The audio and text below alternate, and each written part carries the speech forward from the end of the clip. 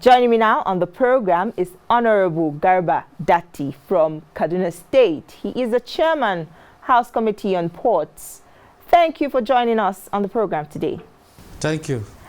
Let's start with insecurity. Your state also has experienced a fair share of it. What really is the lasting solution? Well, I think we can approach it from different perspectives. For immediate solution, to me, we have no option for now than to engage the private military contractors, either from South Africa or from anywhere that can solve this problem for us. At least we have seen they have been used in other places in conflict in Sierra Leone, in Darfur, in Mozambique, and Central African Republic. Even currently, what is happening in Mali, which shares a lot in common with Nigeria and other Sahelian regions. If you could recall, just recently, Mali employed the services of private military contractors from Russia to deal with this menace of insecurity. I think for now, for immediate solution, we need them. And the second issue is to equip our armed forces with modern equipments that they can take the bandits' heads on. You know, Nigerian army are gallant army. They have fought in different countries of the world and they did very well. So I'm sure with the right attitude, with weapons, with technology, as a long-term solution. But for immediate solution now, we need the services of these private military contractors. We have seen how effective they have been in other parts of the world where they have been contracted. It's just like any other company doing business in Nigeria. We even employ foreign coach to train our teams. Now Kaduna Abuja Way is being constructed by Julius Berger. It's a foreign company. So to me, for now, we can employ the foreign private contractors. Even the war that is fought in Russia today between Ukraine and Russia, all of them are using private contractors. So I think it's not a bad idea if you can use them to achieve peace in Nigeria. I think it's worth doing. Because peace and security is the most important thing in governance. Okay, sir. And how do we deal with the challenge of fifth columnist in the security architecture? Well, that's why I said for now, we need to engage these private military contractors because we'll do it on terms and agreements. But fifth columnists, you cannot rule them. But even the private military contractors should not have 100% control. They are going to do it they are going to do it together with our own members of the armed forces. So it's within them that they work together. They are not going to work in isolation. So I think that's part of the way I think we can go about it for now, because they are becoming more daring, more emboldened, and more audacious in their attack. So I think the private military contractors, they have the personnel, they have the training, they have the equipments, and they have the will to fight. What more can the Parliament do in supporting security agencies and the executive arm in improving security across the country? Well, I know we have done our bit. We have provided everything for the army, although we have to take part of the blame of oversight by relevant committees. And apart from that, I know the leadership of this House organized Security Summit last year, and we forwarded all our recommendations to Mr. President, but nothing has been done. I think the recommendations are there. They are with the security people. They know better what we have done. I think that's the only thing we can do as a parliament. Let me cast your mind back to the 8th Assembly. You turned down the responsibility to head a particular committee. Many people believe it is because you do not consider that committee as juicy. The 8th Assembly, yes, I was made a committee chairman. But as I said the day I objected, nobody consulted me. I was not told that you are going to be a committee chairman. And if they have sought my opinion, maybe I can accept or reject. But I only found my name, and I said no. Me, I don't operate like that. Could it also have been that it was because your candidate lost in that election? No, it has nothing to do with that. It was an election that was won clearly, so why should I be? I'm a Democrat. I don't have to hold anything after that. So the candidate that won, even though I rejected the position, but I still work with him. I still respect the institution, the leadership. We work together without any malice. You have spent 16 years in the Parliament. How has it been? Yeah, it's just like any other institution. We have our ups and downs. Throughout this period, we have some difficult times. We have times that were good, and we made our own contribution based on our ability. So we have done our best. I represent my people. I represented them in 6th, 7th, 8th assembly. Today we are in 9th assembly, and I'm sure they are satisfied with my representation. If not, they will have voted me out. So I'm very sure they are satisfied with how I represent them here. This National Assembly is winding down and a new dispensation will be inaugurated next year. What are your expectations? The next assembly may not be necessarily the same this way these two assemblies are. There may be no complete dominance of two political parties because of some emerging forces as a third force. We have the Labour, we have the NNPP, and ADC and other parties that are also coming up. So we expect that the House will be more diverse with more number of presentation from different political parties. Tell us about your constituency and how well you have represented them. Well, I don't know how to say that. All I know, I've done my best. You as journalists, you have responsibility as investigative journalists to go to some of these constituencies to interact with the people, interview them. Then you can get an aggregate opinion of what people think about me or how I represented them. Because if you tell you now, it's just like I'm just pressing myself, and I don't know how to do that. So it's left for journalists, investigative journalists, to go either in the open or underground to find out what's the secret, why are they voting for him continuously.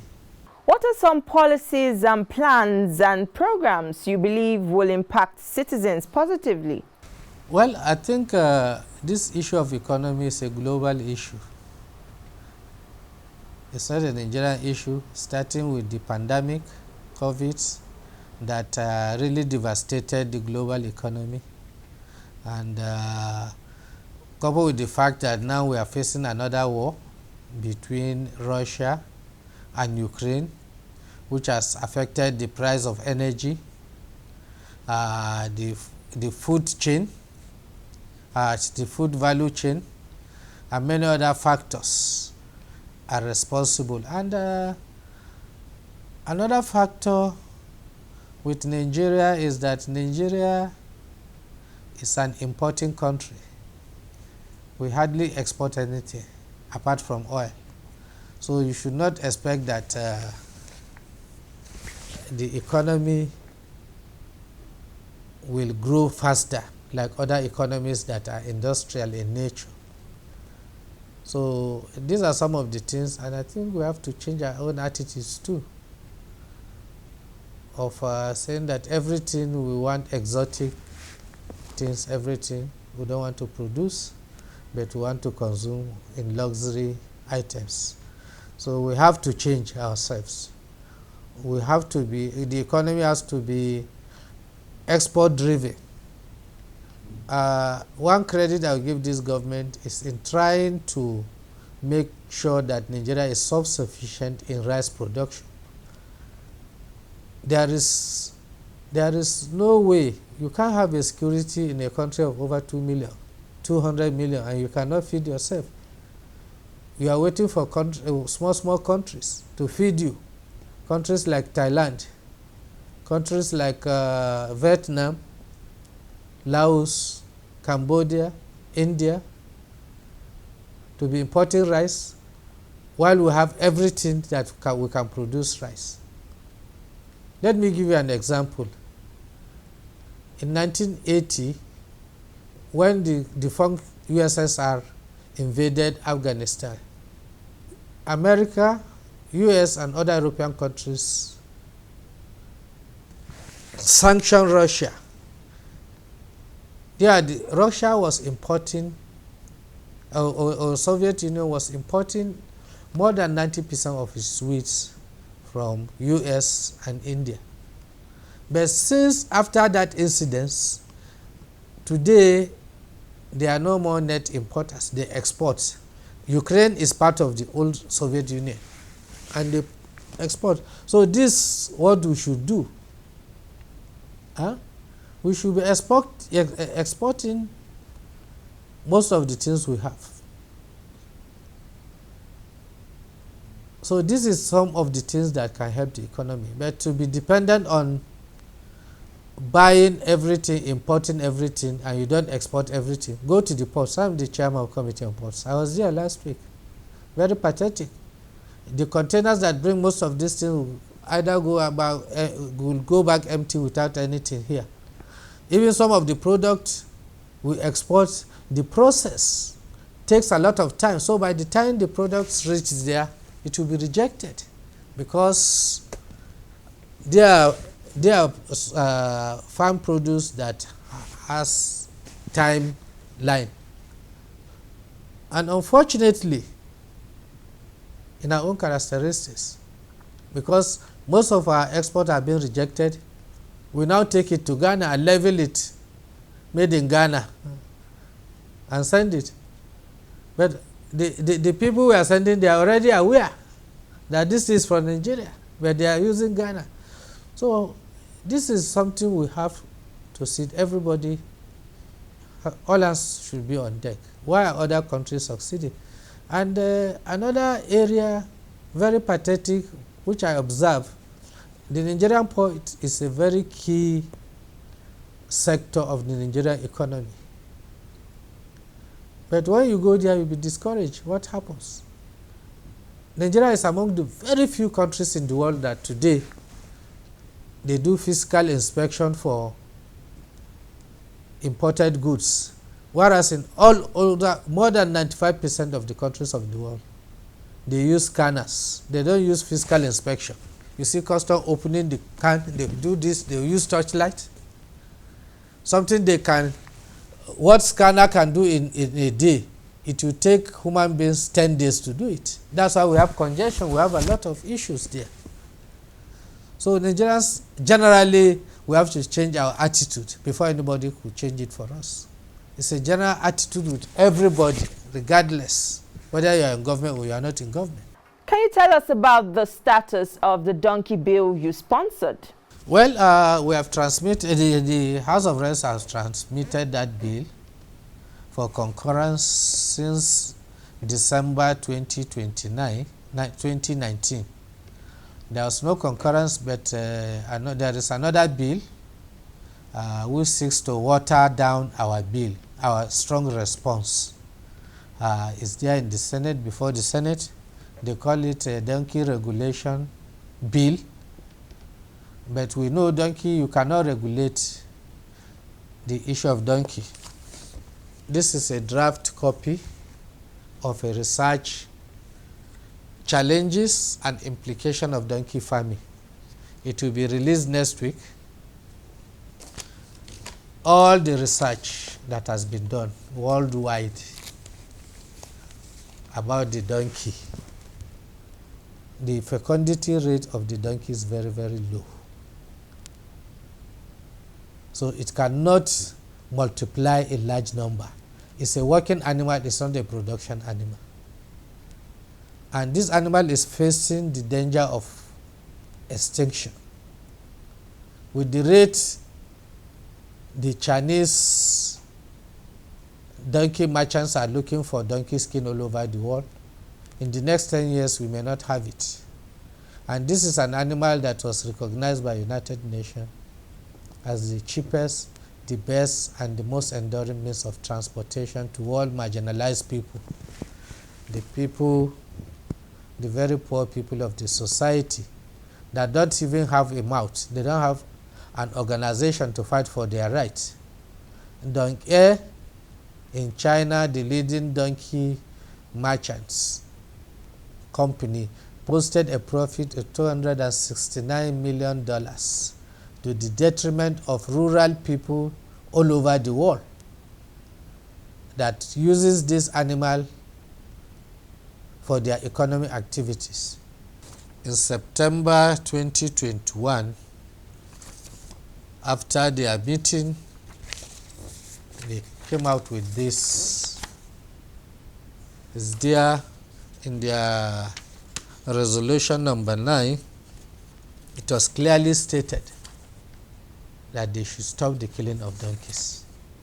And Nigeria is a signatory to that. The implication is to save this animal. People who claim that they can do donkey ranch, is a lie. I listened to somebody who called himself, he said he's the chairman of Donkey Dealers Association, that 3 million people will lose their jobs. The donkey in Nigeria are not even up to 1 million. So how can 3 million people lose their job? Who are they? Where are they, the workers that will lose their jobs? The Federal Civil Service has less than 1 million workers, civil servants. And somebody is saying that because he's trading in donkey, he's removing the skin to take it to China to get money. The federal government is not getting anything out of this illicit trade.